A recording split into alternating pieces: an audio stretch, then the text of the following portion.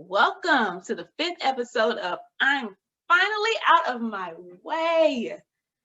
This week's episode features yours truly. That's right. You know, it's what a lot of people in this country would consider Valentine's Day. So, to that respect, I had to make myself as the guest because I am practicing self-love these days. I am a wife for 11 years now and a mother for 2.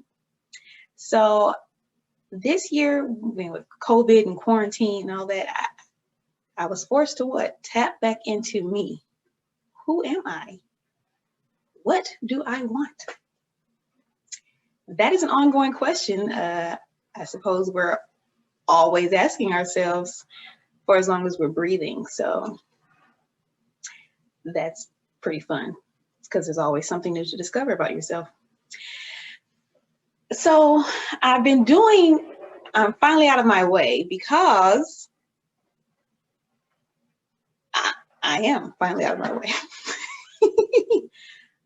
Each day I'm, still working on that. It's never a finite thing, like I said, unless I no longer have a pulse. But I've been in a really, bad place. This episode, I want to be transparent. Why? Not to tell all my business, but to encourage somebody else, because our stories are very important.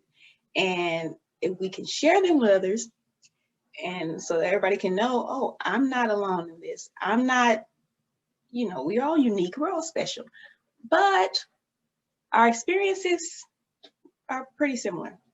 Not necessarily the exact same thing, but I'm telling you, the more we can share with each other, the more we can help each other grow. Now you guys see the gorgeous snow out here, but it's very pretty. I said, ooh, it's nice for the video. Ooh. I have things I've been wanting to do. I have not been actually putting forth the effort to do. Simple things like, I don't know, it's not necessarily simple, but just me putting things out on social media. If you can tell, I've been having an uptick in social media submissions or whatever lately, old person, because I enjoy entertaining. I enjoy specifically edu-taining. And so with me wanting to do that and not doing it, it's been weighing on me. It's been just hurting my heart. So these are a big accomplishment for me. And I've decided to make I guess people call this podcast, featuring other people, because it's really just somebody, one of my guests before asked, he's like, oh, this is just for you. Like, really is really because I am trying to keep stressing to myself, keep learning. How does one get out of one's own way? Because everything we want to do is really, we're the only ones stopping ourselves. Yes, there are obstacles in the way, but it really just boils down to us perhaps not believing that we can get what we want. I'm gonna have to pause here because my daughter is at the door. One thing I keep having to tell myself is there is really no difference between me and people who have what I want. Say, I'd use Barack Obama last example, but I've been reading Obama's books lately, so they're fresh in my mind. Say Michelle Obama, say she decided not to actually quit the law firm and work in nonprofit, because once she met Barack and she realized, well, shoot, I've just been rotely going through life doing what I thought, would fulfill other people's expectations of me, and not ever really tapping in to figure out what fulfills me, what am I passionate about. Say she never did quit the law firm. Her nonprofit path was incredible, was genius, and it set herself up to be the first lady of the United States. But she could have chosen to not be brave and not slash her salary by like 3/4. Oh, don't let me get off the subject, but what I'm saying is I there's just no difference between you and the people who have what you want. It's just that they're brave. They go out there and they do it. One day at a time. I'm going to tell you, it's really tough for me to squeeze these in. There's just no good time for me to squeeze in, recordings and, little posts or whatever. I know there's a lot more strategic way I could be doing it. There's a little app where you can, do all the recordings or whatever and schedule them to post to social media at any given time.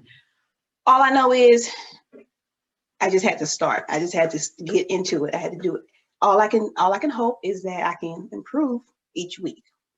As you can see, these aren't all that great, production quality, not great, lighting, not great, the editing, not great.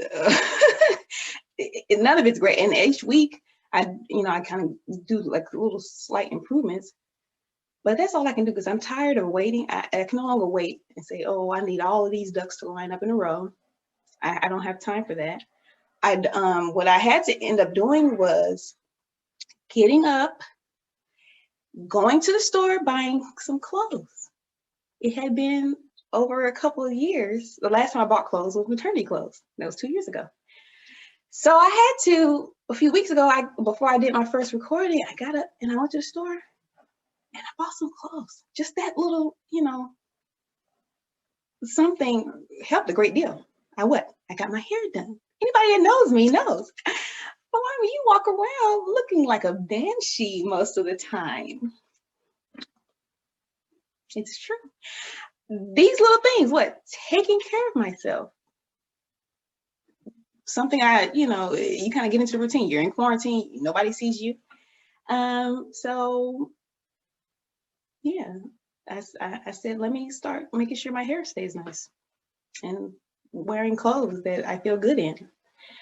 So that helped. So I'm doing these because, and that's something I need to work on getting out of my interviewees is specific stuff. I'm looking for the specific things you are doing to get out of your way.